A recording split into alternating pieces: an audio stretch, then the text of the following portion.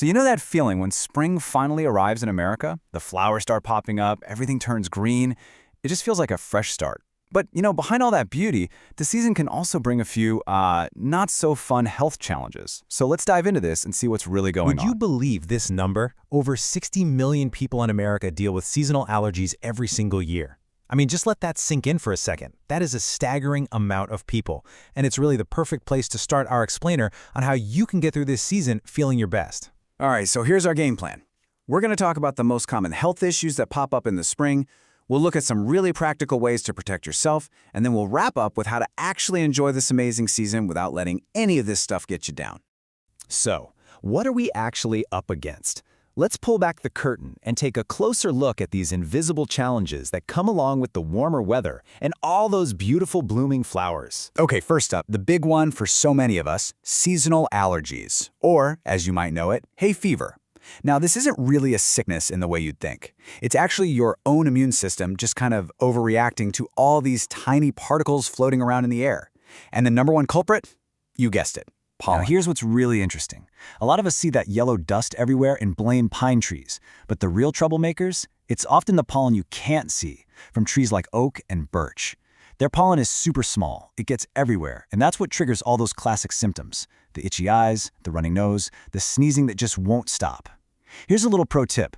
Pollen counts are usually at their worst in the morning, so if you can, try to plan your big outdoor adventures for the afternoon. It can honestly make a huge difference. But look, for millions of people, this is so much more than just a little annoyance. It can be a serious health risk. That pollen we were just talking about can be especially dangerous if you have asthma. It's a condition that really requires some extra caution this time of year. So here's how these two things are connected, and it's pretty crucial. When someone with asthma breathes in those allergens, it can cause inflammation, like a swelling, deep inside their airways. This makes the passages for air much narrower, and that can make asthma symptoms a whole lot worse, and could even lead to a pretty scary asthma Let's attack. shift gears a bit.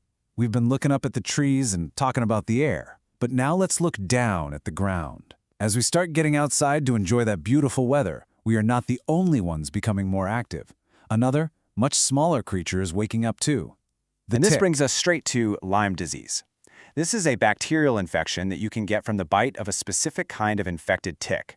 So, as we head out for those spring hikes or even just to walk through a park with tall grass, our risk of running into these little guys goes way up. And this slide really breaks it down for us. The ticks are the carriers, the vectors. Activities like hiking put you right in their territory. And if an infected tick happens to bite you, it can lead to some really serious long-term problems, like really bad joint pain and a kind of chronic fatigue that can just completely wipe you out. Okay, so we've talked about the challenges. Now for what I think is the most important part. What can you actually do about all this? Let's get into some practical, super effective strategies to keep you safe. Here we go, a simple 4-step plan for a much safer spring. First step, check. Before you even step outside, just take a quick peek at the pollen forecast on your weather app. It can change your whole day. Step 2, cleanse. When you get back inside, make it a new habit to wash your hands and face and change your clothes. Trust me, pollen sticks to everything. Step 3, close. I know that fresh air is tempting, but try to keep your windows closed. Use your air conditioner to filter the air inside your home instead. And finally, step 4, cover up.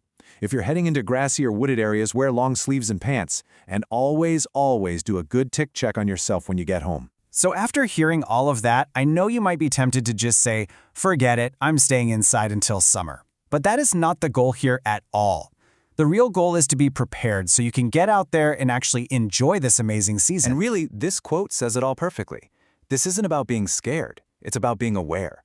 Just understanding the risks and taking a few simple steps is the real key to embracing everything spring has to offer, all while staying healthy. So I'll just leave you with this question to think about. Maybe it's finally making it a habit to check the pollen count before you go for a run. Or maybe it's just getting really good about doing that quick tick check after a hike. What's one small change you can make this season?